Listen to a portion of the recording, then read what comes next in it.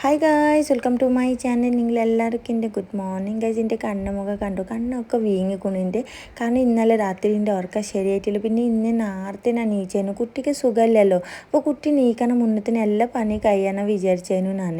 ഇവരെ നോക്കി എൻ്റെ കുട്ടി ഉറങ്ങാണ്. പക്ഷേ കുട്ടി ഉറങ്ങാണെങ്കിൽ കുട്ടീൻ്റെ മേലെ ഭയങ്കര ചൂടുണ്ട് അത്ര. അപ്പോൾ കുട്ടി ഡ്രസ്സ് പൊക്കി ഇന്നലെ രാത്രി തൊട്ട് പറയാൻ തുടങ്ങി, അമ്മ എനിക്ക് നല്ല ചൂടുണ്ട്. ഇവരെ കണ്ടു ഗൈസ്, കുട്ടീൻ്റെ മേലെ ആകെ ചോപ്പായിട്ട് കറക്കുക. പക്ഷേ ഇന്നലെ കുത്തു വന്ന് അത് പോയി. പക്ഷേ ചോപ്പായിട്ട് എന്തിനു കറക്കാൻ അറിയില്ല, മേലെ ആകെ ചോപ്പായിരുന്നു. ലോഷൻ തേച്ച് കറത്തിയത് അത് കാരണമാണ് എന്താ കാരണമാണ് എനിക്കാരും മനസ്സിലാവുന്നില്ല.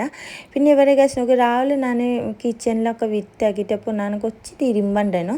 അപ്പോൾ അന്ന് തിരുമ്പാൻ വിചാരിച്ചിട്ട് നിൽക്കുമ്പോൾ തന്നെ ഇപ്പോൾ കിച്ചണിൽ കയറിയിട്ട് ഗൈസ് ഞാൻ എന്താ പറയുക, കിച്ചണിൽ കയറിയിട്ട് ഒന്ന് ഉണ്ടാക്കാൻ പരിപ്പ് തളിക്കാൻ. കാരണം മീനടിച്ചൊന്നും കൊടുക്കാൻ പറ്റൂലല്ലോ. അപ്പോൾ ഞാൻ ഉണ്ടാക്കാൻ പരിപ്പ് തളിക്കാൻ.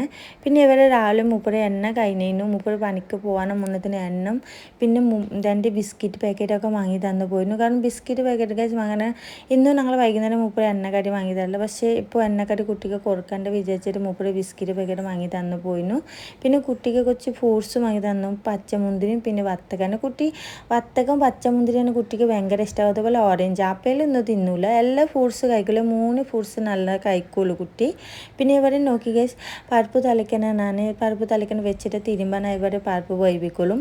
പിന്നെ ഗൈസ് ഇന്നലെ രാത്രി എനിക്ക് ഉറക്കം ശരിയത്, എനിക്ക് ഭയങ്കര ടെൻഷനാണ്. ഇവരെ എന്തെങ്കിലും പറ്റിക്കഴിഞ്ഞാൽ ആരും ഇല്ല പറഞ്ഞാൽ തെറ്റാണ്. രാത്രി എന്തെങ്കിലും പറ്റിക്കഴിഞ്ഞാൽ ആരും ഇല്ലല്ലോ.